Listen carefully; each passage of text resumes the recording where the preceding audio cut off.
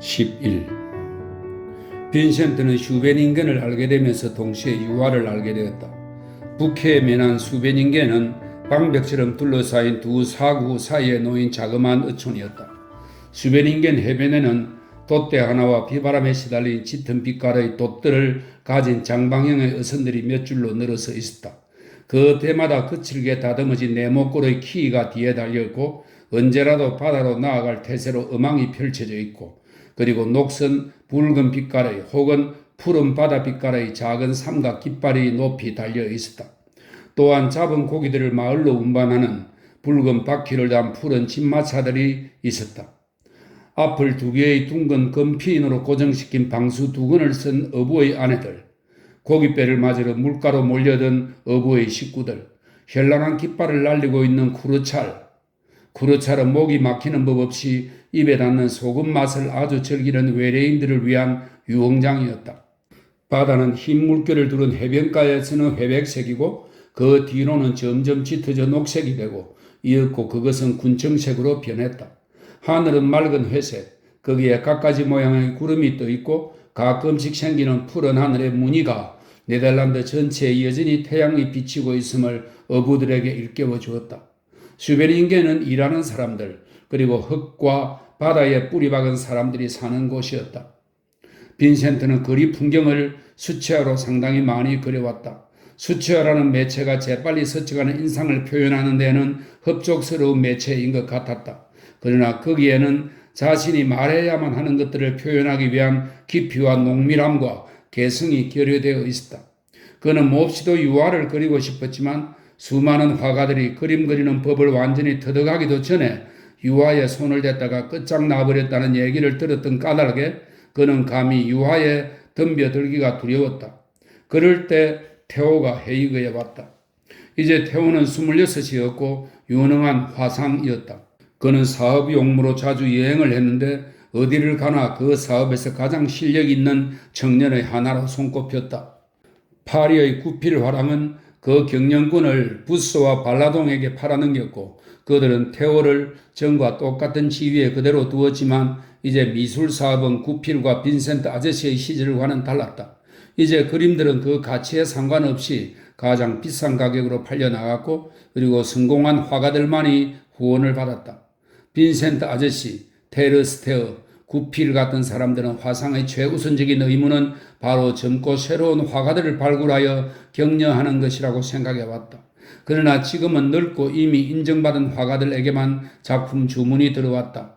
이 분야의 신참자들인 마네, 모네, 피사로, 시슬레, 르누아르, 베르테 모리조, 세잔, 더가, 기요맹, 그리고 그보다 한층 더 젊은 톨루즈, 로트레크, 고갱, 쉐라, 시낙 등은 부그러나 아카데미파들이 구태의연하게 되풀이하는 것과는 다른 방식으로 표현하려 애쓰고 있었으나 사람들은 거기에 주의를 기울이지 않으려 했다. 이런 혁명아들의 작품을 레 메시우 미술점은 단 한 점도 전시한 적이 없으며 또한 팔려고 내놓은 적도 없었다. 테오는 부그로나 아카데미파들의 그림에 이미 지독하게 실증을 느끼고 있었다. 그는 혁신적인 젊은 화가들한테 전적으로 동조했다. 날마다 그는 이런 새로운 화가들의 그림을 진열하고 대중을 교육시켜 그것들을 사도록 만들자고 레 메슈를 설득시키기 위해 안간힘을 썼지만 그들은 이 혁신적인 화가들을 기교도 전혀 가지지 못한 유치한 미친 사람들이라고 생각했다. 그러나 테오는 그들을 미래의 대가들로 생각하고 있었다. 크리스틴이 그냥 위층 다락방 침실에 남아있는 동안 두 형제는 작업실에서 만났다. 두 형제 사이에 첫 인사가 끝나자 테오가 말했다. 어쩔 수 없이 사업차 온 것이기는 하지만 그러나 형, 내가 해외에 온 1차적인 목적은 형을 말리기 위해서야. 저 여인과 영원히 끊지 못할 관계를 맺지 말도록 말이야. 그런데 우선 어떤 여자지? 춘데르트에서 함께 있었던 렌 베르만이라는 늙은 유모가 생각나니? 시행은 그런 종류의 여자야. 그냥 평범한 여자지. 그렇긴 하지만 그 여자는 내게 어떤 숭고한 의미를 갖고 있어.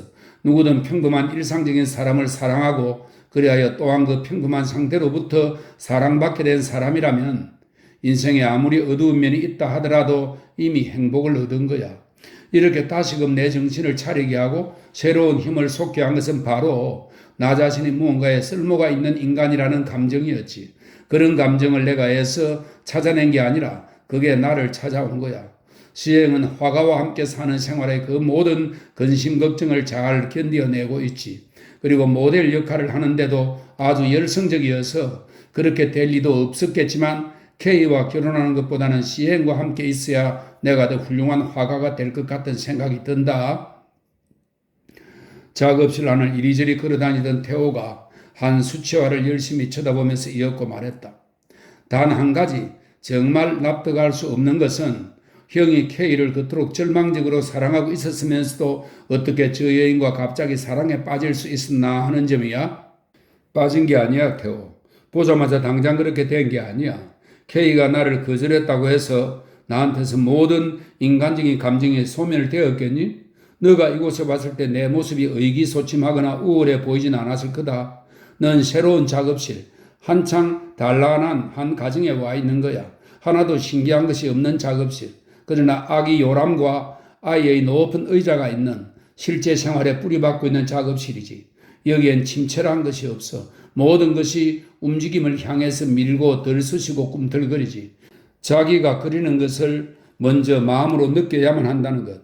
가정생활을 깊이 있게 그리고 싶다면 실제로 가정 속에서 살아야만 한다는 것은 내겐 너무도 자명한 사실이야. 형, 알겠지만 난 계급차별을 하는 사람이 아니야. 하지만 형 생각엔 이게 현명한 아니야. 난 내 자신이 비하되거나 명예가 더럽혀졌다고는 생각지 않는다. 빈센트가 그 말을 가로챘다. 그건 내 스스로가 나의 작업은 평범한 사람들 한가운데 놓여 있는 것이라고 느끼기 때문이지. 그리고 이 대지에 꼭 발붙이고 삶을 그 골수까지 파악하고 수많은 근심과 고민을 헤치고 나아가지 않으면 안 된다고 느끼기 때문이지. 난 그걸 문제 삼는 게 아니야, 형. 태호가 재빨리 건너와 선 채 자기 형을 내려다보고 있었다.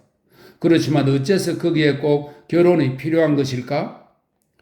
그녀와 나 사이에 결혼 약속이 되어 있으니까 그렇단다. 난 너가 저 여인을 나의 정부라거나 혹은 결과는 염두에 두지 않고서 은밀한 관계만을 맺고 있는 사람으로 생각하지 않기를 바란다. 그 결혼 약속이란 이중의 의미를 갖고 있지. 우선 첫째는 사정이 허락하는 대로 곧 법률상의 결혼신고를 하겠다는 약속이고, 두 번째로는 그렇게 될 때까지 이미 결혼한 것과 마찬가지로 서로를 돕고 소중하게 여기며 모든 것을 함께 나누겠다는 약속이야. 하지만 형, 법률상의 결혼을 하기 전에 분명 좀 시간을 두고 기다려 주겠지? 물론 너가 부탁한다면 내가 내 작품을 팔아 한 달에 150프랑을 벌게 될 때까지, 그래서 너의 도움이 더 이상 필요치 않을 때까지 결혼을 연기하겠다. 내 그림이 크게 나아져 자립생활을 하게 될 때까지 결혼은 하지 않겠다고 너에게 약속하마. 내 그림이 팔리기 시작하면 너는 매달 점차적으로 액수를 줄여서 보낼 수 있을 테고, 그러다가 마침내는 너의 돈이 전혀 필요 없게 되겠지. 그때 가서 법률상의 결혼 얘기를 꺼내도록 하자. 그게 제일 현명할 것 같군. 자, 크리스틴이 오는구나. 태호야, 제발 나를 위해서라도 그녀를 한 아내와 어머니로서 생각하도록 해라. 아닌 게 아니라 실제로 그렇기도 하니까. 작업실 뒤쪽에 있는 계단을 밟고 크리스틴이 내려왔다. 그녀는 산뜻한 검은 드레스를 입고 머리카락을 꼼꼼하게 뒤로 빗어 넘겼다. 얼굴엔 어렴풋한 홍조가 감도르고 있어서 얽은 자국이 거의 지워진 것 같았다. 그녀는 이제 평범한 대로나마 아름다워져 있었다. 빈센트의 사랑이 후광처럼 그녀를 자신감과 안락함으로 감싸고 있었던 것이다. 그녀는 태호와 조용히 악수를 하고는 차 한잔 들지 않겠냐고 물었다. 그러고는 태호에게 저녁 때까지 남아있다 저녁을 같이 들어야 한다고 우겼다. 그녀는 창 곁의 자기 안락의자에 앉아 바느질을 하면서 아기 요람을 가끔씩 흔들어 주기도 했다. 빈센트는 흥분한 모습으로 작업실을 왔다 갔다 하면서 목탄으로 그린 인물화, 거리 풍경을 그린 수채화들, 그리고 목수용 연필로 열심히 그려놓은 군상 습작화들을 보여주었다. 그는 자신의 작품이 성장한 것을 태호에게 보여주고 싶었다. 태호는 빈센트가 언젠가는 위대한 화가가 될 것이라는 믿음을 가지고 있긴 했지만 빈센트가 그린 작품들이 정말 자기 마음에 드는 것인지 아직은 확신이 서지 않았다. 태호는 식별력을 갖춘 아마추어였고 미술품 감정의 꼼꼼한 훈련을 거친 사람이긴 했지만 자기 형의 작품을 어떻게 생각해야 할지는 도대체 마음을 정할 수가 없었다. 그가 볼 때에는 빈센트는 언제나 이미 도달한 상태가 아니라 끊임없이 형성되어가는 과정에 있었다. 유화를 하고 싶은 마음이 들기 시작했다면 빈센트가 섭작가들을 모두 보여주고 나서 자신의 간절한 마음을 얘기하자 테오가 말했다. 왜 유화를 시작하지 않지? 뭘 기다리는 거야, 형? 내 자신의 그림을 잘 그린다는 은지를 얻을 때까지 기다리는 거야. 마오베와 테르스테어는 내가 그림 그리는 법도 모른다고 말하. 하지만 바이센브루는 그렇지 않다고 말했잖아. 그리고 무엇보다도 최후의 판결을 내릴 사람은 바로 형 자신이잖아. 이제 더 깊이 있는 색조로 표현해야겠다는 느낌이 든다면 바야흐로 그럴 때가 이미 온 거야. 후딱 뛰어드는 거예요. 하지만 그 비용을 그 빌어먹을 물감이란 게 금값과 맞먹을 정도라니까. 내일 아침 10시에 내가 묵는 호텔에서 만나요. 형이 내게 유화를 빨리 보내게 될수록 나 또한 여기에 투자한 돈을 빨리 회수하게 될 거야. 저녁을 먹는 동안 테오와 크리스틴은 화기애애한 얘기를 나누었다. 테오가 떠날 때 계단에서 빈센트에게 몸을 돌리더니 프랑스 말로 말했다. 좋은 여자야. 정말 좋은 여자야. 난 그런 줄은 몰랐지. 다음날 아침 바겐스트라트를 걸어 올라가는 두 사람의 모습은 기묘한 대조를 이루고 있었다. 동생은 세심한 옷차림을 하고 있었는데 반짝반짝 윤이 나는 장화, 빳빳하게 풀먹인 와이셔츠, 잘 다려진 양복, 그에 걸맞는 산뜻한 넥타이, 단정한 각도로 씌워진 검은 중산모, 깔끔하게 손질된 옅은 갈색의 특수염에다 잘 균형 잡힌 고른 걸음걸이로 걸어가고 있었고, 형은 가나르건 장화, 꼭 끼는 코트에 어울리지도 않는 기운 바지에다 넥타이는 아예 매지도 않았고 머리 위에 얹힌 우스꽝스러운 농부 모자, 격한 붉은색의 소용돌이 모양으로 제멋대로 뻗친 특수염에다 두 팔을 내두르며 고르지 않은 걸음걸이로 휙휙 걸어가면서 흥분된 몸짓을 섞어가며 얘기하고 있었다. 그들은 자기들이 어떤 광경을 이루고 있는지 의식하지 못하고 있었다. 테오는 유화 물감과 붓과 캔버스를 사주기 위해서 빈센트를 구필 화랑으로 데리고 갔다. 테르스테는 테오에겐 존경과 감탄을 품고 있었고 빈센트에 대해서는 좋아하고 이해하고자 하는 마음을 가지고 있었다. 그는 그들이 온 목적을 듣고는 자신이 굳이 나서서 재료들을 직접 골라주면서 각양각색의 그림 물감의 장점에 대해 얘기를 해주었다. 테오와 빈센트는 모래 언덕을 가로질러 슈베닝겐까지 6km를 터벅터벅 걸어갔다. 고깃배 한 척이 막 들어오고 있었다. 기념탑 근처에 한 산에 앉아서 망을 보는 나무로 만든 자그마한 오두막이 있었다. 고깃배가 시야에 들어오자마자 망을 보던 그 사내가 깃발을 들고 나타났다. 그 뒤를 이어 한 무리의 아이들이 뒤따라왔다. 사내가 들고 있던 깃발을 흔들고 난 몇 분 뒤에 배의 닻을 끌어올리기 위해 한 남자가 늙은 말을 타고 도착했다. 이 사람들 외에도 어부들을 막기 위해 수많은 사내들과 아낙네들이 모래 언덕을 넘어 쏟아져 나왔다. 고깃배가 충분히 가까이 오자 늙은 말을 탄 남자가 물속으로 들어가 닻을 끌고 돌아왔다. 이윽고 어부들은 높지간 고무장화를 신은 사내들의 등에 엎여 해변가로 나왔다. 어부가 한 명씩 도착할 때마다 굉장한 환영의 갈채가 쏟아졌다. 어부들이 모두 무트로 나오고 고깃배를 여러 마리의 말들이 모래밭으로 끌어올리고 나자 이 대열 전체가 사막의 카라반 모양으로 모래 언덕을 넘어 마을을 향해 나아가고 그 가운데 말 탄 사내의 모습만이 키 큰 유령처럼 불쑥 솟아 있었다. 바로 이런 것들을 난 유화로 그려내고 싶다. 빈센트가 말했다. 형 자신에게 만족스러운 작업이 이루어지는 대로 내게 곧 그림들을 보내줘요. 내가 파리에서 구매자들을 찾아볼 수도 있을지 모르니까.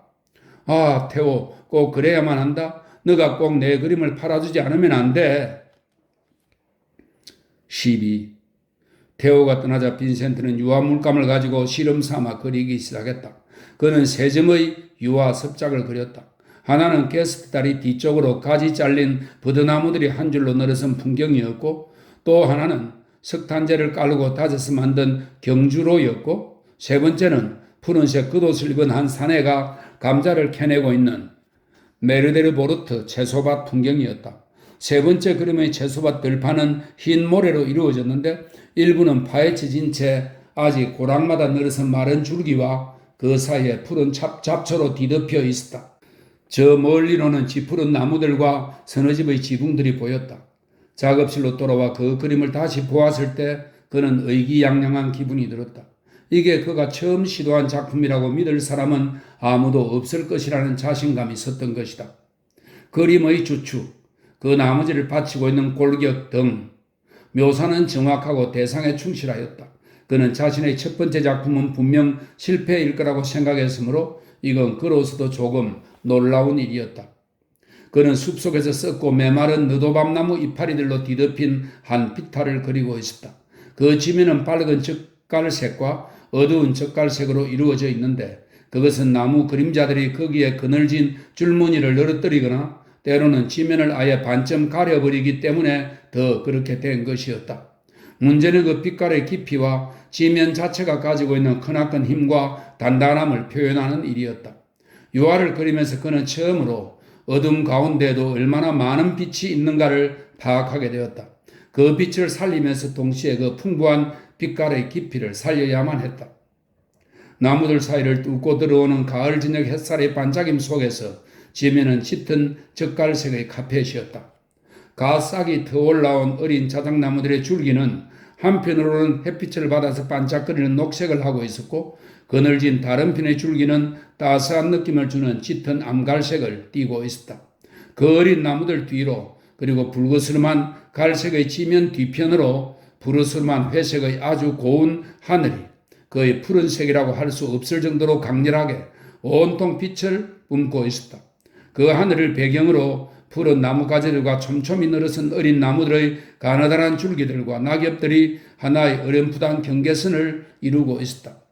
나무를 줍는 몇 사람의 모습이 마치 신비로운 검은 그림자의 덩어리처럼 주위를 거닐고 있었다. 마른 나무 가지들을 주우려고 막 몸을 굽히고 있는 한 여자의 흰 모자가 짙은 젓갈색의 지명과 투박스런 대조를 이루었다. 한 산의 검은 실루엣이 덤불 위로 나타났다. 하늘을 등지고 형상화된 검은 커다란 실루엣의 모습에는 시적 분위기가 넘쳤다. 그런 풍경을 그리면서 그는 혼자 중얼거렸다. 무언가 가을 저녁다운 느낌이, 무언가 신비롭고 심각한 느낌이 이 안에 나타나기 전엔 절대 돌아가지 말아야지. 그러나 빛이 이미 기울고 있었다. 서둘러 작업을 해야 했다. 나무 줍는 인물들을 그는 두세 번의 단호하고 힘찬 분놀림으로 단번에 그었다. 어린 나무 줄기들이 참 단단히도 땅에 뿌리박고 있구나 하는 생각이 문득 떠올랐다. 그는 그것들을 그려 넣으려고 애썼지만 이미 지면을 너무 두껍게 진득진득 칠해놓은 탓에 거기에다 붓칠을 한 번 더 해봐도 흔적도 나타나지 않았다. 날이 점점 어두워지고 있었으므로 그는 아주 절망적인 기분으로 또다시 칠해보곤 했다. 그러나 결국 그는 실패했다는 것을 알았다. 붓으로는 그 풍요로운 갈색 흙 속의 어떤 것도 나타낼 수가 없었다. 그는 자기도 모르게 직감적으로 들고 있던 붓을 던져버렸다. 그리고서 그는 그 어린 나무들의 밑둥과 줄기 모양대로 캔버스 위에다 튜브에서 직접 물감을 짜내고는 다른 붓을 집어들고 두껍게 짜여져 나온 유화 물감을 붓 손잡이 자루로 매만졌다. 됐어. 마침내 숲속에 밤이 내릴 무렵 그에게서 외침이 터져나왔다. 이제 나무들이 저기 서 있군. 땅 위로 솟아올라 있어. 땅 속에다 튼튼하게 뿌리를 박고서 내가 표현하고자 한 것을 난 이제 표현한 거야. 그날 밤 바이센부르가 들렀다. 나와 함께 펄거리 클럽으로 가세. 오늘 활인화와 판토마임이 있을 거야. 빈센트는 바이센부르가 지난번 방문했을 때를 잊지 않고 있었다. 고맙지만 싫습니다. 내 아내 곁을 떠나고 싶지 않았어요. 바이센부르는 크리스틴에게로 건너가 그녀의 손에다 키스했다. 그는 크리스틴에게 건강을 묻고는 갓난아이와 정말 즐겁게 놀았다. 바이센부르는 지난번 방문했을 때 자신이 그들에게 했던 말을 기억하지 못하는 게 분명했다. 어디 자네의 새 스케치들을 좀 보여주게나? 빈센트는 더할 나위 없이 즐거운 마음으로 그의 말에 따랐다.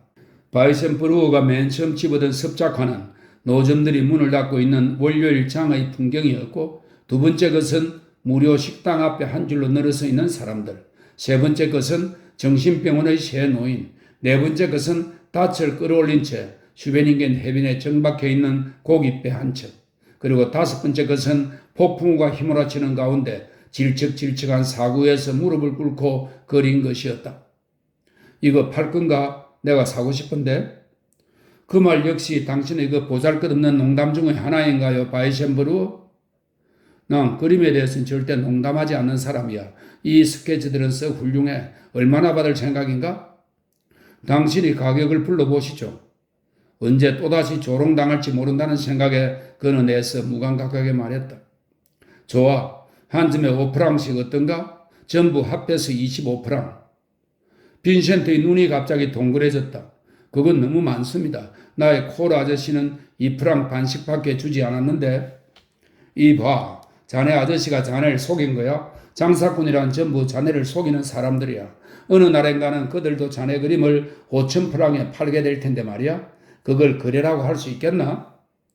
바이셴브루, 가끔씩 당신은 천사일 때도 있고 또 가끔씩 마귀가 될 때도 있군요.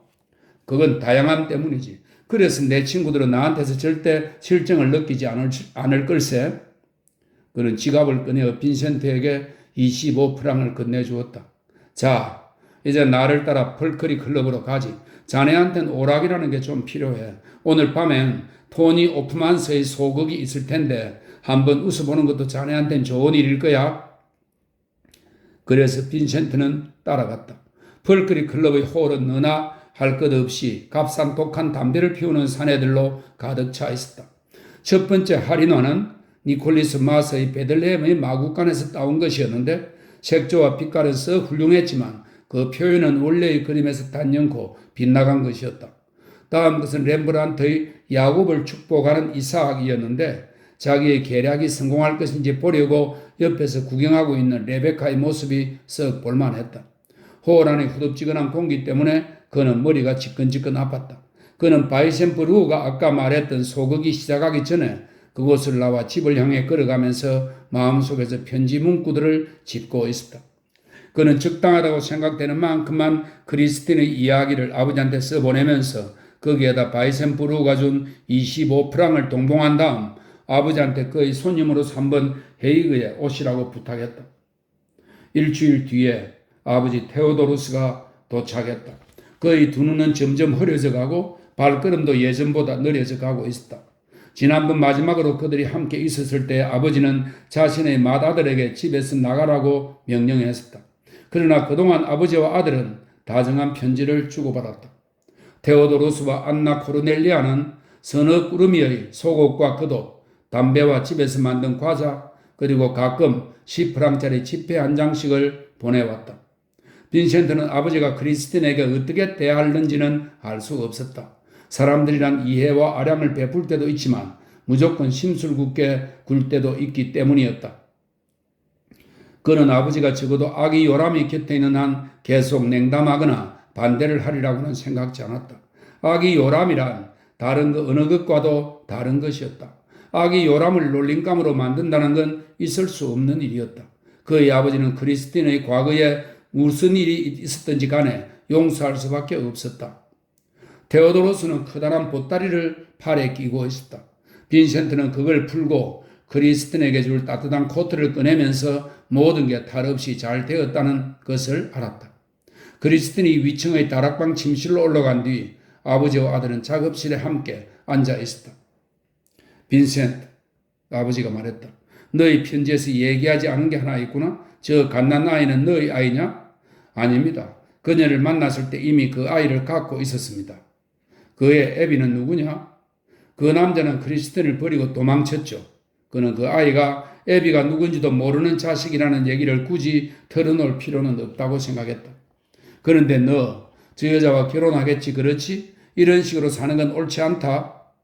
저도 동감입니다. 가능한 한 빨리 법적 결혼식을 치르고 싶어요. 하지만 테오와 저는 제가 제 그림을 팔아 한 달에 150프랑을 벌게 될 때까지 기다리는 게 낫겠다는 판단을 내렸습니다. 테오도루스가 한숨 지었다. 그래, 어쩌면 그게 제일 낫겠지. 빈센트, 너희 어머니가 가끔씩이라도 너가 집에 좀 왔으면 하고 바란단다. 나 또한 그렇고. 누에넨이 너희 마음에 들 거다. 브라반트 전체에서 가장 아름다운 마을 중에 하나지. 자그마한 교회는 정말 너무도 작아서 꼭 에스키모의 이글루 같이 보인단다. 불루가 100사람도 채 다 못 앉을 자리이니 상상해보렴. 목사관 둘레엔 산사나무 울타리가 둘러쳐져 있고 교회 뒤편으로는 모래 둔덕과 오래된 나무 십자가들과 함께 꽃들이 가득 들어차 있는 커다란 뜰이 있지. 나무 십자가들이 있다고요? 빈센트가 말했다. 하얀 것들인가요? 물론 이름들은 검은 글씨로 씌어져 있었지만 비에 씻겨져 다 지워져 가고 있단다. 교회엔 굉장히 높다란 첨탑이 달려 있겠죠? 아주 섬세하고 가냘픈 첨탑이지. 하지만 하늘 위로 높이 높이 솟아 있단다. 그래서 가끔 그 첨탑이 하나님한테까지 닿아 있는 게 아닌가 하는 생각이 들기도 하지. 그럼 교회의 군의 묘지가 있는 뜰에다 가느다란 그림자를 던지고 있겠군요. 빈센트의 두 눈이 반짝이고 있었다. 그걸 그려보고 싶은데요. 가까운 곳에 넓디 넓은 히더 들판과 소나무 숲이 있지. 밭에서 농부들이 땅을 갈고 얘야 고향집에 꼭 한번 찾아와야 한다. 예, 꼭 누에네네 가봐야겠군요. 자그마한 나무 십자가들, 교회의 첨탑, 밭에서 땅을 갈고 있는 농부들. 나에겐 언제나 어딘가 브라반트 사람다운 면이 있는 것 같아요. 아버지는 고향집으로 다시 돌아가 빈센트가 상상했던 것만큼 그렇게 나쁜 처지에 있지는 않다고 아내를 안심시켰다. 빈센트는 전보다 더 큰 열정을 가지고 다시 작업에 뛰어들었다. 그는 자신이 밀레의 말에 점점 더 가까이 다가가고 있음을 발견했다. 예술 그것은 하나의 전투이다. 예술 그 속에 자신의 목숨을 걸어야만 하는 것이다. 테오는 그를 신뢰했고 그의 어머니와 아버지는 크리스틴을 인정했고 헤이그 사람들은 이제 아무도 그의 마음을 어지럽히지 못했다. 이제 그는 완전히 자유로워진 마음으로 작업을 계속할 수 있었다. 목재 하치장 주인은 일거리를 찾아 나왔다가 일거리를 구하지 못한 사람들을 모두 모델로 쓰라고 그에게 보냈다. 그래서 그의 호주머니가 비어감에 따라 그의 화첩은 가득가득 채워져 갔다.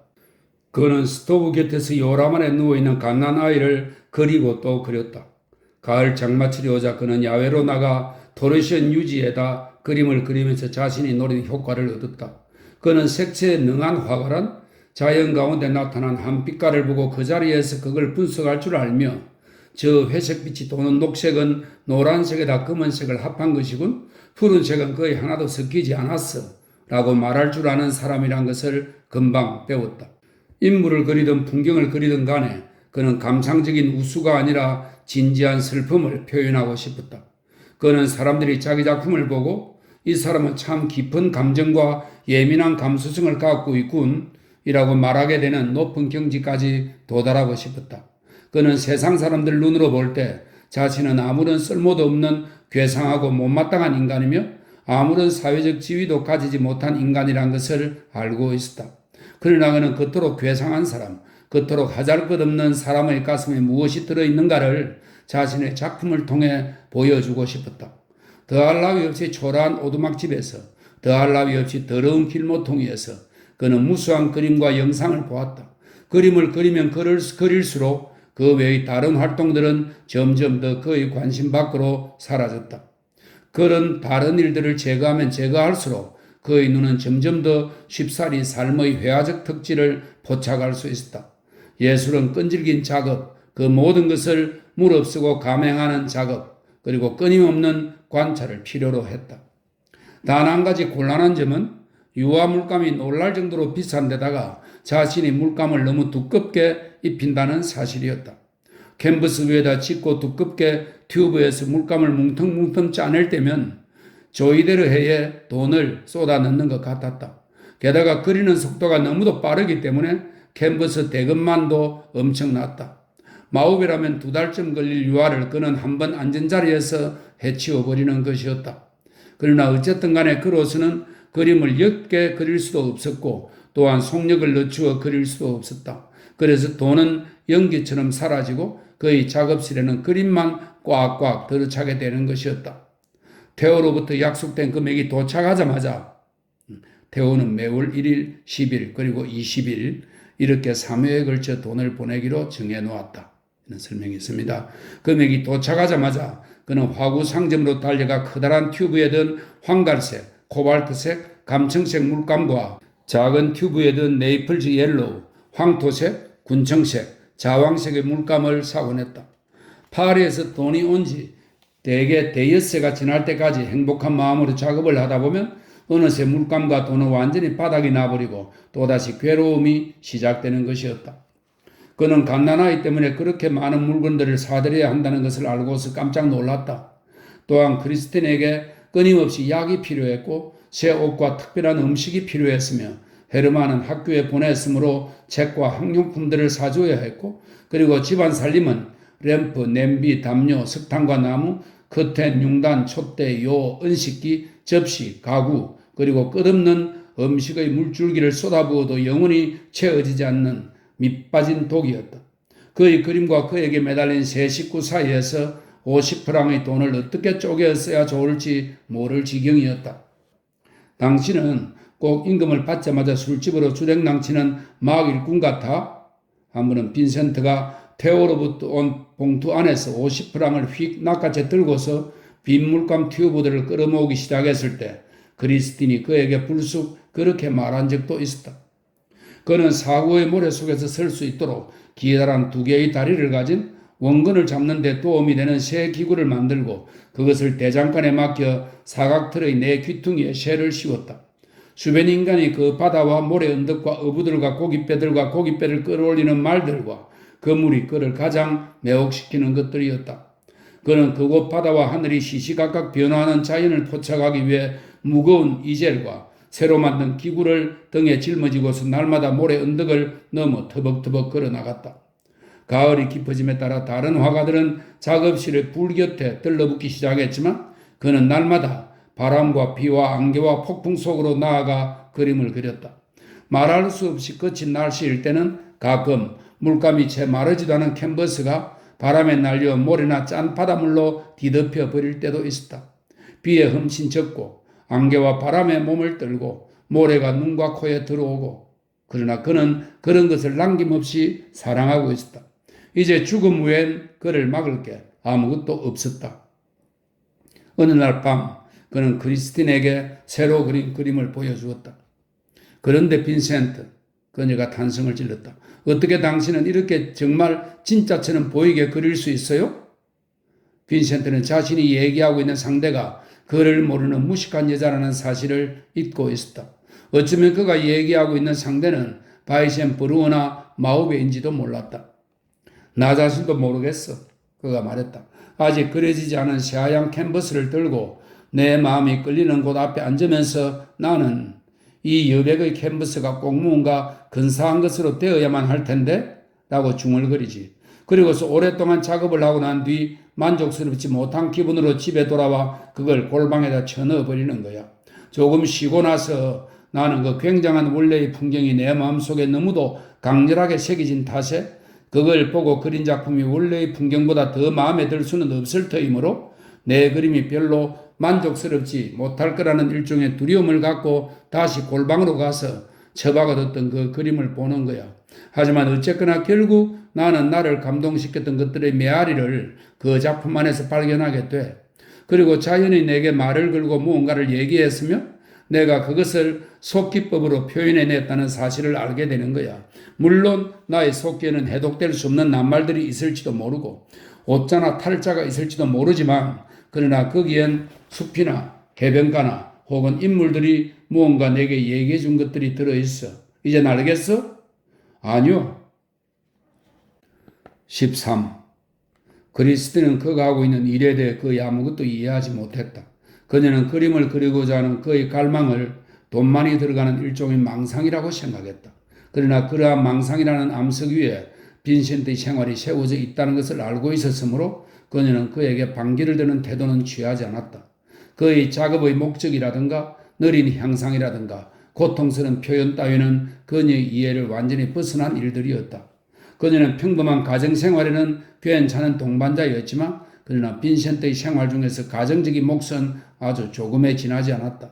자신을 말로 표현하고 싶을 때는 그는 어쩔 수 없이 테오에게 편지를 쓸 수밖에 없었다. 그는 거의 매일 밤마다 테오에게 길고 열정에 찬 편지를 써내려갔다. 그러면서 그날 낮 동안 자신이 보고 그리고 생각했던 모든 것들을 테오에게 털어놓았다. 다른 사람들이 표현해 놓은 것들을 즐기고 싶을 때에는 소설의 마음을 돌리고서 프랑스, 영국, 독일, 네덜란드의 소설들을 읽었다. 크리스티는 빈센트의 생활 중에서 아주 근소한 부분만을 그와 함께 공유하고 있었다. 그러나 빈센트는 만족스러웠다. 그는 그녀를 아내로 맞아들이기로 한 결심에 대해 후회하지도 않았고 또한 그녀에게 자질이 없는 게 분명한 지적인 일을 억지로 시켜버리는 시도도 하지 않았다. 여름, 가을, 늦가을의 그 길고 긴 몇 달 동안에는 만사가 썩 순조로웠다. 그동안에는 그는 아침 일찍이 5시나 6시에 집을 나가 밖에서 일하다가 날이 완전히 저물면 하는 수 없이 차가운 황혼역의 모래 언덕을 가로질러 터벅터벅 집으로 돌아오곤 했던 것이다. 그러나 라인역 맞은편 술집에서 그들이 처음 만났던 때로부터 1주년을 맞을 무렵 그것을 축하하기라도 하듯 심한 눈보라가 날리고 그래서 어쩔 수 없이 빈센트는 아침부터 밤까지 집에서 작업하지 않으면 안 되게 되었을 때 둘 사이의 원만한 관계를 유지하기란 더욱 어렵게 되었다. 그는 다시 스케치를 시작했고 그래서 유화에 드는 돈을 절약할 수는 있었지만 모델 비용이 그의 집과 가정을 파먹어 들어갔다. 거의 무일푼에 가까운 돈을 받고도 감지덕지하면서 제일 힘든 막일을 하던 사람들이 단지 그의 작업실에 와서 앉아있는 데에도 큰 돈을 요구하곤 하였다. 정신병원에서 스케치할 수 있도록 허가를 요청했지만 병원 당국은 그런 전례가 없을 뿐더러 새로 마루를 놓는 중이므로 스케치를 하려면 면회 날이나 와서 하라고 잘라 말했다.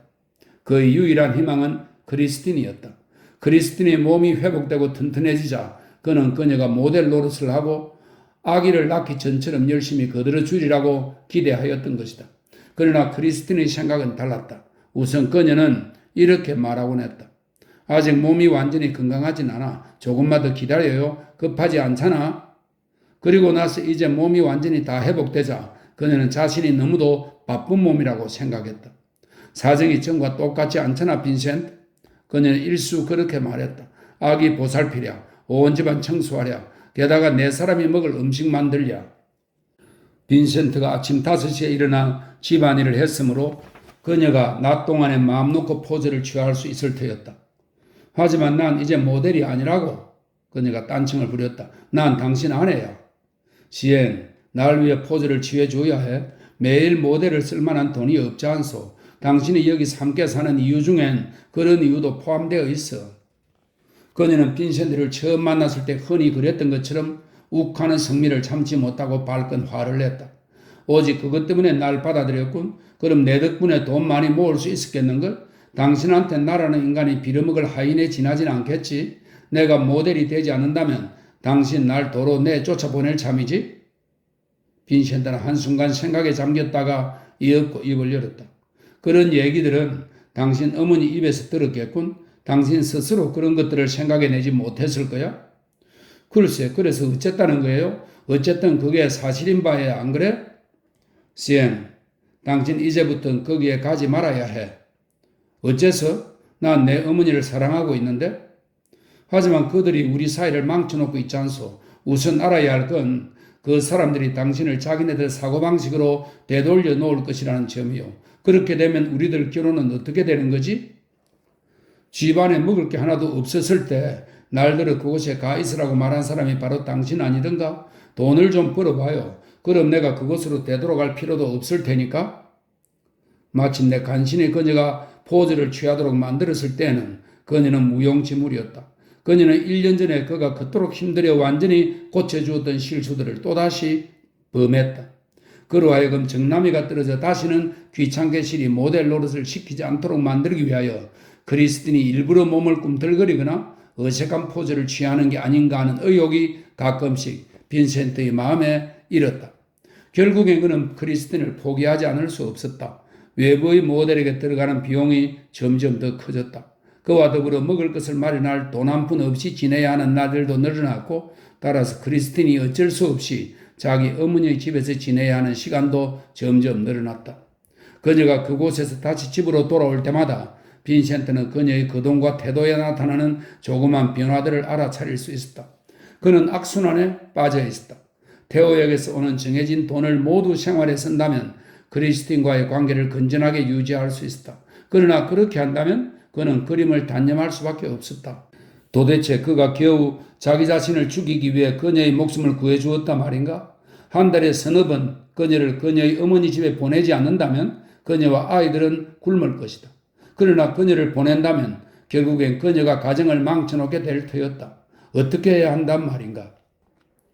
병들고 아기를 빼고 있을 때의 크리스틴, 병원에 입원해 있을 때의 크리스틴, 해산하고 나서 몸을 회복할 무렵의 크리스틴은 말하자면 똑같은 종류의 여자였다. 곧 세상에서 버림받고 절망에 빠진 채 바야흐로 비참한 죽음의 위험에 직면해 있는, 그래서 단 한마디의 말, 단 한 번의 도움의 손길에도 몹시 고마워하던 여자였으며 세상의 모든 고통을 다 알고 그 고통을 단 한순간이라도 멈추기 위해서라면 무슨 일이든 가리지 않고 하며 자신의 인생을 걸고서 온갖 뜨겁고 힘찬 약속을 할 여자였다. 그러나 좋은 음식과 약과 보살핌으로 몸과 얼굴에 살이 붙고 다시 건강해진 크리스틴은 또 다른 종류의 여자였다. 자신이 겪은 고통의 기억은 점차 사라지고 있었고 좋은 가정주부, 좋은 엄마가 되겠다는 결심도 약해졌다. 예전의 사고방식과 습관들이 서서히 되돌아오고 있었다. 그녀는 밤거리에서 술과 블랙시가와 쌍스러운 말들과 거친 사내들 사이에서 14년 동안 허랑방탕한 생활을 해왔던 것이다. 체력을 다시 얻게 됨에 따라 그 14년간의 나태함이 1년간의 보살핌과 온화한 사랑을 압도하고 있었다. 방심할 수 없는 이런 변화가 그녀에게 스며들고 있었다. 빈센트는 처음엔 그것을 알 수 없었지만 이었고 무슨 일이 진행되고 있는지 서서히 의식하게 되었다. 바로 그 무렵 새해가 시작되는 시간에 그는 태호로부터 기묘한 편지를 받았다. 태호가 파리의 길거리에서 홀로 병들고 절망에 빠진 한 여자를 만났다는 것이다. 발해난 병이 심해서 일도 할 수 없는 처지여서 이미 스스로 목숨을 끊기로 결심했던 여자였다. 빈센트로부터 그런 경우에 대처하는 방법을 배웠던 태호는 자신의 스승인 형을 본받았다. 태호는 오래 사귄 어떤 친구의 집에다 그녀가 있을 자리를 마련해 주었던 것이다. 그는 그녀를 의사에게 맡겨 검진받도록 했다. 그녀의 생명을 구하기 위해 그는 모든 비용을 지불했다. 여러 편지 속에서 그는 그 여인을 나의 환자라고 불렀다. 형, 나의 환자와 결혼해야 될까? 그게 내가 그녀의 목숨을 구해줄 수 있는 최상의 방법일까? 법적 결혼식을 치러야 될까? 형, 그녀는 몹시도 고통을 겪고 있고 불행해. 자신이 사랑했던 단 하나의 남자로부터 버림을 받았으니까 형, 그녀의 생명을 구하기 위해 난 어떻게 해야만 할까? 빈센트는 깊은 감동을 받았고 자신도 동정을 보낸다는 편지를 했다. 그런데 날이 갈수록 크리스틴은 점점 더 다루기 어려워져 갔다. 집안에 먹을 게 빵과 커피밖에 없을 때는 불평을 일삼았고 모델을 쓰는 일을 집어치우고 그 돈을 집안을 위해 써야 한다고 고집을 피웠다. 새 옷을 사 입을 수 없는 처지에도 입고 있던 옷들을 아무렇게나 굴리고 음식물과 때가 잔뜩 묻어도 그냥 놔두었다. 빈센트의 겉옷과 속옷을 고쳐줄 생각도 하지 않았다. 그녀는 또다시 어머니의 영향에 휘말려 들었다. 그녀의 어머니는 빈센트가 결국 도망가 버리거나 그녀를 내쫓을 거라고 그녀를 설복시켰던 것이다. 영구적인 관계가 불가능한 이상 일시적인 관계를 위하여 고생한다는 게 무슨 소용이 있겠는가 하는 얘기였다. 그가 태호에게 그의 환자와 결혼하라고 권할 수 있을까? 법적 결혼이 그런 여자들을 구원하는 최상의 방법일까? 아니면 가장 중요한 것은 그런 여인들에게 살집을 마련해주고 건강하게 만들어줄 좋은 음식들과 그들로 하여금 다시금 삶을 사랑하도록 만들어줄 친절함을 주는 것일까? 기다려. 그는 동생에게 경고했다. 그 여인을 위해 할 수 있는 대로 다 해라. 그것은 고상한 행위이지. 그러나 결혼식 그 자체는 너에게 하등의 도움도 되지 않을 것이다. 너희 두 사람 사이에 사랑이 성숙하면 그때 비로소 결혼도 싹 될 것이다. 하지만 우선은 너가 그녀를 구할 수 있을지부터 먼저 알아보도록 해라. 그전 태호는 매달 3번에 걸쳐 각기 50프랑씩 송금해주고 있었는데 이제 크리스틴은 살림살이에 점점 더 무신경하게 되었고 따라서 돈도 전보다 더 빨리 바닥이 나곤 했다. 빈센트는 본격적인 진짜 유아에 대비하여 충분한 스케치들을 모아놓기 위하여 모델을 쓰는 데는 대단한 욕심을 부렸다. 그는 단돈 1프랑이라도 자기 그림에서 떼내어 집안 살림에 쳐넣어야 한다는 게 아까웠고 그녀는 단돈 1프랑이라도 살림에서 떼내어 그림에 쳐넣어야 한다는 게 영 못마땅했다. 그것은 서로의 생활을 위한 싸움이었다. 사실 매월 150프랑의 돈은 빈센트 딱 한 사람의 식비와 주거비와 그림 재료값을 충당하기에 겨우 알맞은 금액이었다. 그것으로 네 사람을 먹여 살리겠다는 시도는 갸륵하지만 그러나 불가능한 일이었다. 집주인, 구두당이, 식료품 상인, 빵집 주인, 그림 물감 장수한테 차츰 그는 빚을 지기 시작했다. 설상가상으로 테오 자신의 자금도 딸리기 시작했다. 빈센트는 그에게 애원하는 편지를 써보냈다. 20일 전에 며칠이라도 더 일찍 돈을 보내준다면, 아니 적어도 그 날짜보다 늦게 보내지는 말았으면 좋겠다. 집안에 남아있는 것이라곤 2장의 종이와 부스러진 마지막 크레용 한 토막밖에 없다. 모델이나 먹을 것에 쓸 돈 1프랑도 없다. 한 달에 3번씩 그는 그런 편지를 써보냈다. 그러다가 약속된 50프랑이 도착할 땐 이미 상인들한테 그만한 액수의 빚을 진 상태이기 때문에 다음 열흘 동안 생활해야 할 돈이 한 푼도 남지 않았다. 테오의 환자는 발에 난 종양 때문에 수술을 받아야 했다. 테오는 그녀를 좋은 병원에 입원시켰다. 게다가 테오는 누에넨의 고향집에도 돈을 붙여주고 있었다. 아버지 테오도루스가 새로 옮겨간 교회에는 교구민이 적었으므로 그의 수입이 언제나 가게를 잘 꾸려나갈 수 있을 만큼 넉넉하지는 않았던 것이다. 테오는 자기 자신과 환자와 빈센트와 크리스틴과 헤르만과 갓난 아이 안톤네와 안톤과 누에넨의 가족들을 동시에 부양하고 있었다. 봉급의 최후의 1상팀까지 다 집어넣어야 했으므로 그는 빈센트에게 달리 1프랑도 더 보낼 여유가 없었다. 마침내 3월 초에 또다시 빈센트는 딱 1프랑밖에 남지 않은 처지에 이르게 되었다. 그러나 그나마 그 1프랑도 이미 한 상인이 받지 않겠다고 거절한 바 있는 찢어진 지폐였다. 집안에 단 한 입의 먹을 것도 남지 않았다. 테오로부터 다음 돈이 올 때까지는 적어도 9날을 기다려야 했다. 그 긴 시간 동안 크리스틴을 그녀의 어머니 수중에 놓아두어야 한다는 게 빈센트는 몹시도 두려웠다. 시행, 그가 말했다. 아이들을 굶길 수는 없겠지. 테오의 편지가 올 때까지 당신이 아이들을 데리고 어머니 집에 가 있는 게 낫겠어.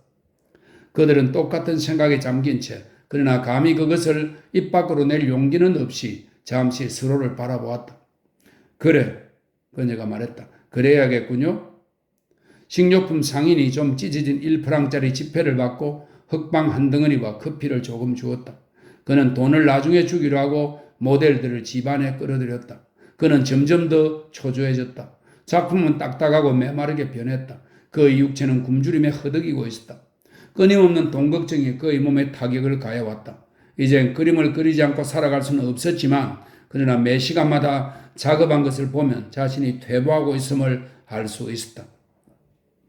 기다리던 아흘에가 끝나는 날, 그러니까 30일에 테오로부터 50프랑과 함께 편지가 도착했다. 테오의 환자는 수술 뒤에 곧 회복되었고 테오는 그녀를 어느 개인 집에 들여보내 거기서 살도록 했다. 테오 역시 재정적인 공경으로부터 압박을 받고 있었으므로 점점 더 의기소침해졌다. 그는 편지에 썼다. 형, 난 장래의 일에 대해서는 형한테 아무것도 장담할 수 없을 것 같아. 그 말에 빈센트는 그의 제정신이 아니었다. 테오가 단지 앞으로는 돈을 보낼 수 없을 거라는 얘기일까? 그거라면 그토록 나쁠 것까지는 없었다. 아니면 그것은 자신이 향상되었음을 보이기 위해서 그의 매일 보냈던 스케치들을 놓고 볼 때 그에게는 재능도 없으며 아무런 미래의 희망도 없다는 결론에 도달했다는 얘기일까? 그 걱정을 하느라 밤새 눈도 붙이지 못한 채 그는 테오에게 쉬지 않고 편지를 쓰면서 도대체 무슨 얘기인지 설명해 달라고 부탁하면서 한편으로는 자신이 스스로 생계를 꾸려갈 방도를 애써 궁리해 보았다. 그러나 아무런 방법도 없었다.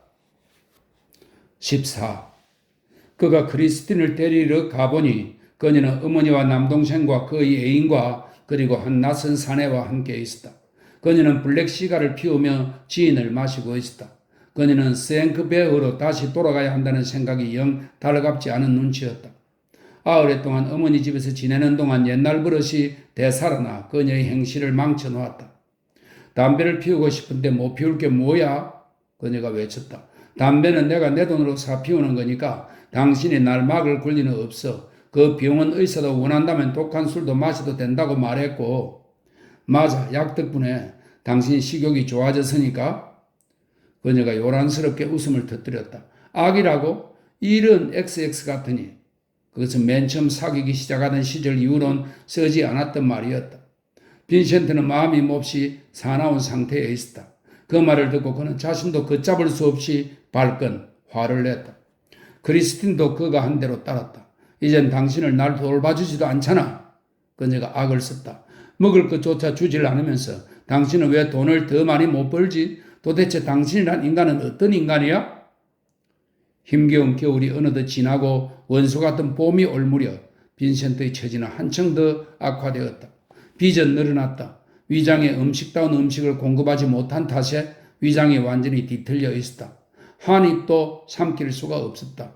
아픔이 치아로 옮겨갔다. 이빨의 통증 때문에 뜬 눈으로 밤을 지샜다. 치통이 오른쪽 귀로 옮겨가 하루 종일 귀가 경련하듯 실룩거렸다.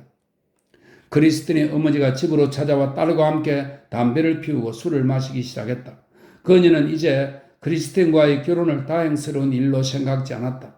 한 번은 빈센트가 집에 돌아와 보니 크리스틴의 남동생이 와 있었는데 그녀의 동생은 빈센트가 들어오자마자 잽싸게 문간을 빠져나갔다. 당신 동생이 왜 여기 왔지? 빈센트가 캐물었다. 당신한테서 뭘 바라는 거야? 어머니와 동생이 그러는데 당신이 날 쫓아버릴 거라더군? 시엠, 내가 절대 그런 짓을 하지 않으리라는 걸 잘 알잖아. 당신이 내 곁에 머물고 싶어하는 한은 어머니는 내가 이 집에서 나오길 바라요.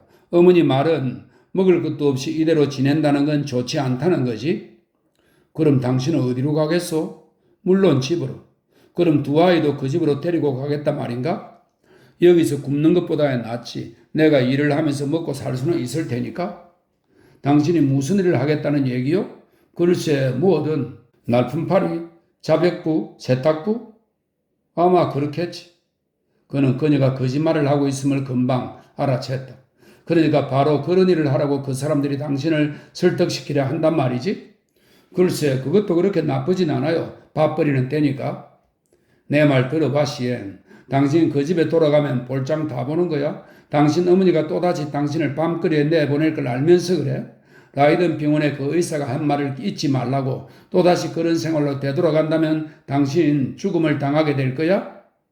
그것 때문에 죽게 되진 않아요. 난 이제 몸이 썩 좋아요. 당신 몸이 괜찮은 건 그동안 조심스럽게 살아왔기 때문이야. 하지만 또다시 그런 생활로 되돌아. 맙소사, 돌아가긴 누가 돌아간대요? 당신이 날 보내지 않는 한. 그는 안락의자 팔걸이 위에 걸터앉아 그녀의 어깨 위에 손을 얹었다.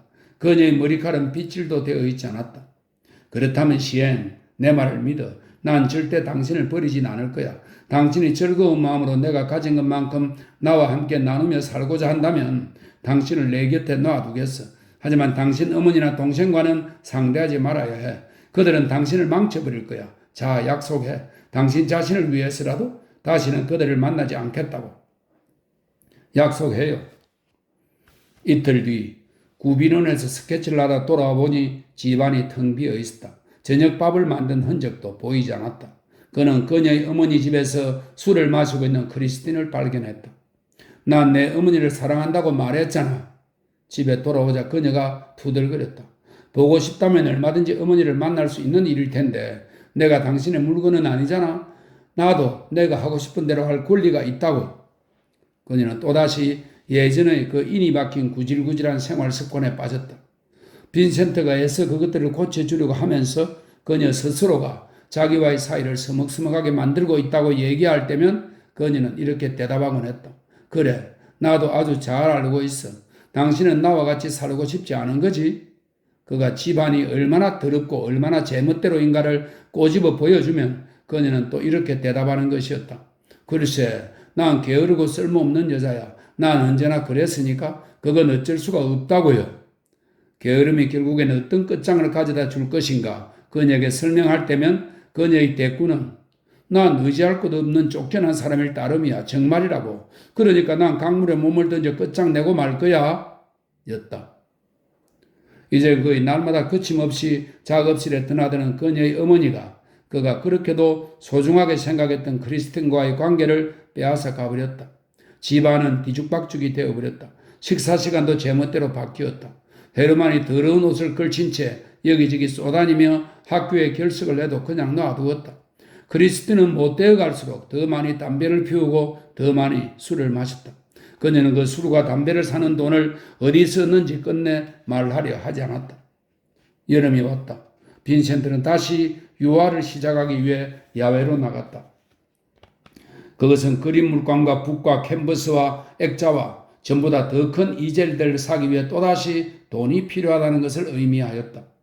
태호는 그의 환자의 상태가 나아졌지만 그녀와의 관계에 심각한 문제가 생겼다는 소식을 보내왔다. 이제 그녀가 다 회복되었으니 그녀를 어떻게 해야 할 것인가. 빈센트는 일신상의 생활에 대해서는 무슨 일이든 두 눈 꽉 감아버리고서 그림만 계속했다. 가정이 그의 귓전에서 와르르 무너져 내리고 있으며 크리스틴을 또다시 사로잡은 그 한량없는 게으름의 늪에 자신이 끌려들고 있음을 그는 알고 있었다. 그는 자신의 절망감을 그림 그리는 일에 파묻어 버리고자 했다. 아침마다 새로운 계획을 시작하면서 그는 그 그림이 아름답고 완벽하게 그려져 당장 팔려나가게 되고 또한 자기 자신의 위치를 확립시켜주면 좋겠다고 생각했다. 그러나 밤마다 그는 자신이 그토록 갈망하던 대가가 되려면 아직도 수많은 횟수를 기다려야 한다는 서글픈 깨달음을 안고 집으로 돌아오는 것이었다. 그의 유일한 위안은 어린아이 안톤이었다. 안톤은 놀랄만한 생명력을 가진 꼬마였는데 끝없이 웃고 웅얼거리면서 먹을 수 있을 만한 것이면 무엇든 죄다 삼켜버렸다. 꼬마는 가끔 빈센트와 함께 작업실에서 한 구석의 바닥에 앉아 빈센트의 그림을 보고 좋아라 소리를 지르거나 그러다가는 벽에 걸린 스케치들을 쳐다보며 가만히 앉아있곤 했다. 안톤은 예쁘고 또릿또릿한 생기 있는 아이로 자라나고 있었다. 크리스틴이 이 아이에게 관심을 덜 기울일수록 그는 아이를 점점 더 사랑하게 되었다. 안톤에게서 그는 지난 겨울 자신이 행했던 일들의 진짜 목적과 그 보답을 찾을 수 있었다. 바이센부르는 아주 가끔 가다 한 번씩 들릴 따름이었다. 빈센트는 그에게 지난해에 그렸던 스케치들을 보여주었다. 그는 그 스케치들에 대해 놀라울 만큼의 불만을 표시했다. 이런 식의 감각은 안 좋아. 바이센부르가 말했다. 세월이 한참 흐른 뒤에 자넨 자네의 초기 작품들을 되돌아보게 될 거야. 그러면 그 작품들이 진지하고 명징했었다는 걸 깨닫게 될 걸세. 자, 계속 열심히 물고 늘어지게. 무슨 일이 있어도 멈추면 안 돼. 그런데 마침내 그를 멈추게 한 것은 얼굴을 세게 얻어맞은 사건이었다. 봄철에 그가 램프를 하나 고쳐달라고 옹기 그릇 장수한테 가져다 준 일이 있었다. 그때 그릇 장수가 새 접시들을 사가라고 끈질기게 권했다. 하지만 난 지금 그것을 살 만한 돈이 없는데요. 돈은 괜찮소. 급할 것 없어요. 우선 그 접시들을 가져가고서 돈이 생기면 그때 주시구려. 2달 뒤 그 상인이 빈센트의 작업실 문을 쾅쾅 두드렸다. 그는 머리통만큼 굵직한 목을 가진 억센 사내였다. 날 속이는 속셈이 뭐요? 사내가 따져 물었다. 뭐 때문에 내 물건을 가져가고서 돈이 생길 때도 번번이 갚질 않는 거냐고. 지금은 전혀 한 푼도 없어요. 돈을 받으면 곧 갚으리다. 그것도 거짓말이야. 당신 우리 옆집 구두장이한테는 바로 아까 돈을 줬잖아. 난 지금 일하는 중이요. 빈센트가 말했다. 난 방해받고 싶지 않아요. 돈이 생기면 곧 갚겠어. 그러니까 제발 나가줘요. 경솔하게도 빈센트가 그 사내를 문간으로 밀어붙였다. 내 집에서 나가라고 그가 명령했다. 상인이 기다리고 있던 게 바로 그거였다. 사내의 몸에 빈센트의 손이 닿자마자 그는 오른쪽 주먹으로 빈센트의 얼굴을 세게 쳐서 벽에다 쾅 쳐박아 버렸다. 사내는 다시 빈센트를 쳐서 마룻바닥에 쓰러뜨려 놓고는 한마디 말도 없이 가버렸다. 크리스틴은 그녀의 어머니 집에 가 있었다. 안톤이 엉금엉금 바닥을 기어 건너오더니 빈센트의 얼굴을 어루만지며 울었다. 몇 분 뒤 의식을 되찾은 빈센트는 몸을 질질 끌며 계단을 올라가 다락방 침실의 침대 위에 쓰러져 누웠다. 맞은 것 때문에 얼굴을 다치지는 않았다. 아픔도 없었다. 바닥에 무겁게 쓰러질 때 몸을 다친 것도 아니었다. 그러나 그 2번의 강타가 그의 내부에 어떤 것을 꺾어버렸고 그를 패배시켰다. 그것을 그는 알고 있었다. 크리스틴이 돌아왔다. 그녀는 다락방으로 올라왔다. 집안엔 돈도 저녁거리도 없었다. 그녀는 가끔 빈센트가 어떻게 용케 계속 살아있는지 궁금할 때가 있었다. 머리와 두 팔을 침대의 한쪽 옆구리에, 두 발을 반대편 옆구리에 건들건들 늘어뜨린 채 그가 침대에 가로 누워있는 것을 그녀는 보았다. 무슨 일이죠? 그녀가 물었다. 한참 뒤에 힘을 낸 그가 몸을 비틀어 바른 위치로 누우며 베개에 머리를 얹었다. 시엠, 난 헤이그를 떠나야겠어. 그래, 알아요. 여기를 빠져나가야만 해. 어디든 시골로. 아마도 드렌테가 좋겠지. 거기서라면 우린 생활비를 얼마 들이지 않고도 살 수 있을 거야. 내가 함께 가길 바래요. 거기 드렌트는 형편없는 벽촌인데 당신한테 돈도 생기지 않고 그래서 먹지도 못할 때 난 어떻게 하고? 나도 모르겠어, 시엔. 아마 굶어야겠지? 그럼 그 매월 150프랑의 돈을 먹고 사는 데만 쓰겠다고 약속하겠어요? 모델이나 그림 물감에 쓰지 말고. 그럴 수는 없어, 시엔. 그것들이 우선이야. 그래, 당신한테는 그렇겠지. 하지만 당신한테는 그렇지 않단 얘기군. 어째서 그럴까? 나도 역시 살아야 하니까. 난 먹지 않고는 살 수 없어. 그리고 난 그리지 않고는 살 수 없고. 그래, 그건 당신 돈이니까 당신 생각이 우선이겠지. 이해해요. 돈 좀 몇 상팀 갖고 있어요? 라인역 맞은편에 있는 그 술집으로 갑시다. 술집에서는 시큼한 포도주 냄새가 풍기고 있었다. 오후 늦은 시각이었지만 아직 램프 불은 켜지지 않았다. 그들이 맨 처음 서로 가까이 앉아 있었던 그 두 개의 테이블은 비어 있었다. 크리스틴이 그 테이블들이 있는 곳으로 나아갔다. 그들은 각자 신 포도주를 한 잔씩 시켰다. 그녀는 자신의 포도주 잔 허리를 만지작거리고 있었다. 빈센트는 거의 2년 전 바로 그 테이블에서 크리스틴이 바로 그와 똑같은 손놀림을 하고 있었을 때 자신이 그녀의 막 일꾼과도 같은 손에 얼마나 경탄을 품었던가 하는 생각을 떠올렸다. 당신이 내 곁을 떠날 거라고 식구들이 늘 내게 말했었고, 그녀가 낮은 목소리로 말했다. 나 또한 그걸 알고 있었지. 시행, 난 당신을 버리고 싶지 않아. 그건 버리는 게 아니에요. 당신은 나한테 좋은 일만 해주었는데, 당신이 그래도 나와 함께 살고 싶다면 당신을 드렌테로 데려가겠소. 그녀는 아무런 감정 없이 머리를 가로저었다. 우리 두 사람 먹고 살기가 충분치 않을걸? 알겠지, 시행? 만일 내가 좀 더 많이 갖고 있었더라면 무엇든 당신한테 주었을 거라는 걸 말이야. 하지만 당신을 먹여 살리는 일과 내 그림을 먹여 살리는 일 사이에서 하나만 선택해야 할 때는 그녀가 그의 손 위에 자기 손을 얹었다. 그녀의 갈라터진 거친 살길이 느껴졌다. 괜찮아요. 그렇게 언짢은 마음을 가질 필요 없다니까. 당신은 날 위해서 할 수 있는 데까지 한껏 해 주었어요. 다만 이젠 끝장이 날 때가 온 것 같다는 얘기지. 그뿐이야. 당신이 원한다면 시엔, 그 덕분에 당신이 행복해지기만 한다면 난 당신과 결혼하여 당신을 데리고 가고 싶소. 아니, 난 우리 어머니한테나 어울리는 사람인걸. 모두 자기 나름대로 인생을 살아가야 하니까 이젠 다 잘 될 거야. 내 동생이 자기 애인과 나를 위해 새 집을 하나 빌릴 참이거든. 빈센트는 잔을 쭉 비우고 밑바닥에 남은 씁쓸한 앙금까지 맛보았다. 시엠, 난 당신을 도우려고 노력했어. 난 당신을 사랑했고 내가 간직하고 있는 온 정을 당신한테 주었어. 그 보답으로서 당신이 한 가지만, 딱 한 가지만 해주었으면 좋겠어. 그게 뭔데? 그녀가 멍청하게 물었다. 다시는 밤거리로 나서지 마. 그러다간 당신 죽게 될 거야. 안톤을 위해서라도 그런 생활로 되돌아가지 마. 포도주 한 잔 더 마실 돈이 남아있을까? 있어. 그녀는 반잔의 술을 한 모금에 꿀꺽 삼키고서 입을 열었다. 단 한 가지 확실한 얘기는 내 벌이로는 충분치 못할 거라는 얘기야. 더군다나 그 아이들 모두를 먹여 살리려면, 그러니까 내가 또다시 밤거리에 나선다면 그건 내가 좋아서가 아니라 어쩔 수 없기 때문이겠지. 그럼 일거리만 충분히 얻게 된다면 내게 약속해, 시행. 다시는 그런 생활로 되돌아가지는 않겠지?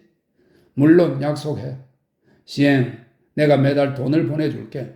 갓난아이 양육비는 언제나 내가 대기로 하지. 그 꼬마 녀석한테 당신도 어떤 가능성을 마련해주면 좋겠어. 그 애도 괜찮을 텐데 뭘. 나머지 아이들이나 똑같이. 빈센트는 테오에게 자신이 크리스틴과의 관계를 끊고 시골로 내려가겠다는 의향을 편지로 써보냈다. 거기에 답하여 테오는 강한 찬성의 말과 함께 빚을 갚도록 100프랑짜리 지폐 한 장을 추가로 동봉한 반신 우편을 보내왔다. 나의 환자가 요전날 밤에 자취를 감추고 말았어. 태호는 그렇게 써보냈다. 그녀는 이제는 완전히 다 나았지만 우리에게 적합한 관계를 찾아내지 못한 것 같다. 그녀는 모든 걸 다 가지고 가버렸어. 내게 주소 하나 남기지 않고. 그렇게 된 게 차라리 다행이지. 자, 이제 형과 나는 똑같이 아무런 방해도 받지 않게 된 거야. 빈센트는 가구들을 전부 다락방 안에 쌓아놓았다. 언젠가는 헤이그로 다시 돌아오고 싶었던 것이다. 드렌트로 떠나기로 되어 있던 날 하루 전에 그는 누에넨으로부터 편지와 소포를 받았다. 소포 안에는 담배가 조금 들어있었고 기름종이로 싼 그의 어머니가 만든 치즈, 과자가 들어있었다. 언제 이곳 집에 와서 교회 묘지에 있는 그 나무 십자가를 그릴 참이냐? 편지 속에서 그의 아버지가 묻고 있었다. 그는 자신이 고향에 가고 싶어 한다는 것을 금방 깨달았다. 그는 아프고 굶주리고 몹시도 초조하고 피곤하고 그리고 낙심에 빠져 있었다. 며칠 동안 고향집 어머니 곁으로 가 있으면서 건강과 원기를 회복해야겠다고 그는 생각했다. 그 브라반트의 지오는 산 울타리와 모래 언덕과 들에서 흙을 파는 사람들을 머리에 떠올리자 몇 달간 가져보지 못했던 평화로운 감정이 밀려왔다. 크리스틴과 두 아이가 철도역까지 그를 전송했다. 그들은 말도 하지 못하고 그냥 플랫폼에 서 있었다. 기차가 들어오고 빈센트는 올라탔다. 크리스틴은 갓난 아이를 가슴에 안고 헤르만의 손을 붙잡은 채 그 자리에 서 있었다.